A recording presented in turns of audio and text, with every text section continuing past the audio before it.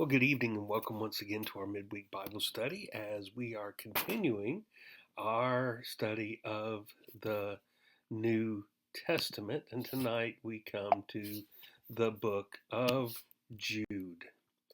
Now,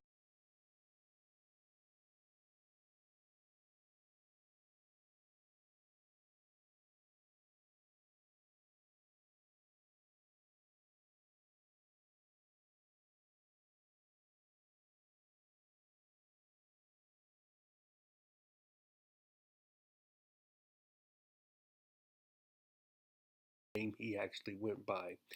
Jude addresses a situation similar to that addressed in 2nd Peter. The two letters are commonly dated in fairly close proximity. Jude is best dated in the mid 60s AD. Jude warns against following those who have secretly entered the church and were perverting the one true faith with false teaching. The letter warns against allowing the false teachers to continue to have influence in the church. Jude calls the church to defend the truth aggressively against the false teachers. And the false teachers of Jude were morally unrestrained, and that's the focus of what Jude is writing against. Jude accomplishes his purpose by interpreting the Old Testament analogically. That is, he makes analogies from the Old Testament to the situation that they were facing today. He also draws on Jewish apocalyptic traditions. He refers to First Enoch and the Testament of Moses in building his case, and we'll talk about that later. Given the apparent Jewish perspective of the letter, the audience of Jude is frequently identified as Jewish, or at least a mixture of Jewish and Gentile readers, where the Gentiles were familiar with Jewish traditions. The church must contend for the one true faith, once for all delivered to the saints, and people of faith must persevere to the end by resisting the false teachers and following the truth. Those who persevere to the end will be saved. And so in order to persevere, we must contend for the truth and we must resist and denounce false teaching. Jude starts by charging the church to contend for the true Christian faith. Now, he says he wanted to write a much longer letter that explored our shared salvation through the Messiah Jesus. But that project got delayed when he heard the urgent news about the church. Corrupt teachers had infiltrated the church. And it's not their teaching that Jude targets, but their way of life. Their moral compromise is how we can know that they have bad theology. Right thinking leads to right living. Wrong thinking leads to wrong living. Now, Jude says to beware of false teachers. And he helps this church to understand that these teachers, that these coming of these false teachers should not surprise them, and he warns the church to stay away from them. And he gives some Old Testament examples of why they should not be surprised by this.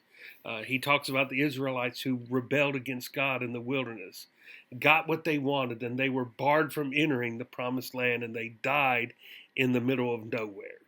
So that's one example of when false teachers came and led Israel.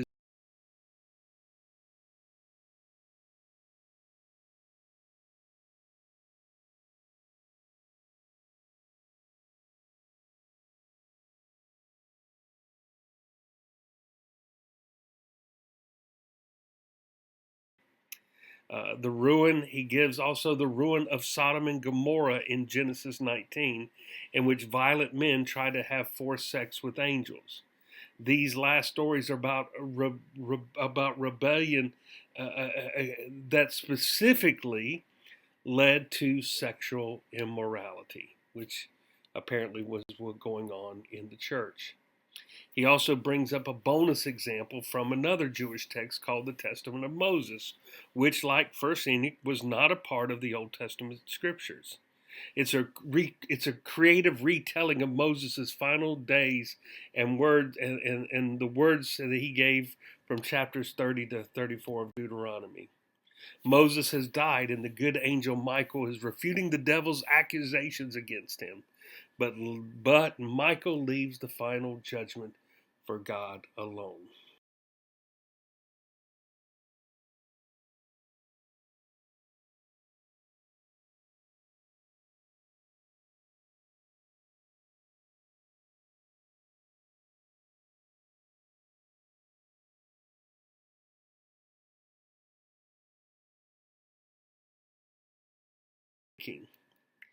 And he then goes on and he gives example of those who corrupted others. Cain murdered his brother and went on to build a city where violence reigned. Balaam couldn't curse Israel, so he lured them into idolatry and sexual misbehavior. Korah, the Levite, led a rebellion against Moses that ended in disaster for many other people. Their self-absorption betrays their claim to follow Jesus, and they bring chaos wherever they go. And this is what Jude is trying to say. This is what these false teachers are doing. He reminds them that Peter, John, and Paul all predicted that corrupt teachers would arise and distort the good news, denying Jesus by their actions. And of course, they were echoing Jesus' earlier warning where he told them to beware of false teachers who come as wolves in sheep's clothing. With all these examples, hopefully this church wouldn't need any more convincing that these teachers have to be dealt with. And then finally, Jude talks about how do we contend for the faith. The community of Jesus is God's new temple. So they are to build their lives on the foundation of the most holy faith, referring to the core message of the good news about Jesus' life, his death, and his resurrection.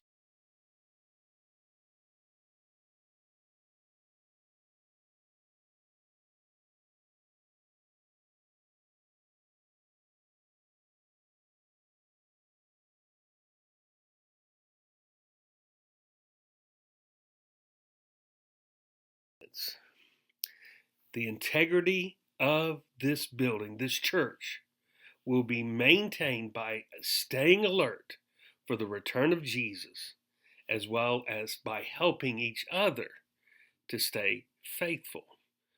We recognize and we are to live, and I can't remember who said it. We are to live as if Jesus is returning tomorrow. We don't want to. We want to keep that expectation in our mind so that when Jesus comes again, he'll say, "Well done, my good and faithful servant." But at the same time, we are also to help each other.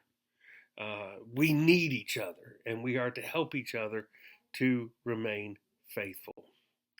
Why does Jude, now as we come to the end, I said we'd talk about it. Why does Jude quote from books that were not scripture? Well, it's important to remember that the Jewish culture of his time was immersed in religious texts. The Hebrew Bible these books, along with the Hebrew Bible, along with many others, were based on, inspired by Scripture. Now, let's stop and think about that for a moment. We do the same thing. Uh, we have a lot of books that are not Scripture, but they are based on Scripture, and they help us to grow. You know, I think of books like Experiencing God that helped me. Another book that has helped me tremendously is The Holiness of God by R.C. Sproul. You know, The Cross of Christ by John Stott. These books have made an impact on my life. Now, they're not scripture, but they offer powerful messages to God's people. And so the Jews at his time, man, they were very familiar with these books. They had read them. They had read them. Much like for a long time, most Christians had read the book Pilgrim's Progress by John Bunyan. It was one of the most popular Christian books, and so everybody was familiar with it. And so Jude understood that even though these are not scripture, his audience were familiar with these texts, and because they knew them, he could use them to help communicate his message to the church, to help them to contend for the faith and to remain faithful. Jude concludes his book by praising the God who will protect his people and keep them from falling too far from his grace. Now unto him who is able to keep us from falling. Remember, we are to persevere in our faith, but at the same time, it's also God who keeps us. And so it is not an either or, it is a both and. Jude's message was that God's grace through Jesus demands a whole life response, not just an intellectual assent. That is, when we trust Jesus, it changes our lives. If you love me, you will obey my teachings. For Christians of every age, how we live is the most reliable indicator of what we actually believe. So, Father, I pray that you would help us to contend for the faith once delivered to the saints, and that, Father, you would help us to live our faith out so that people will know that we are Christians by our love one for another and by the lives that have been transformed. And we ask this in his name. Amen.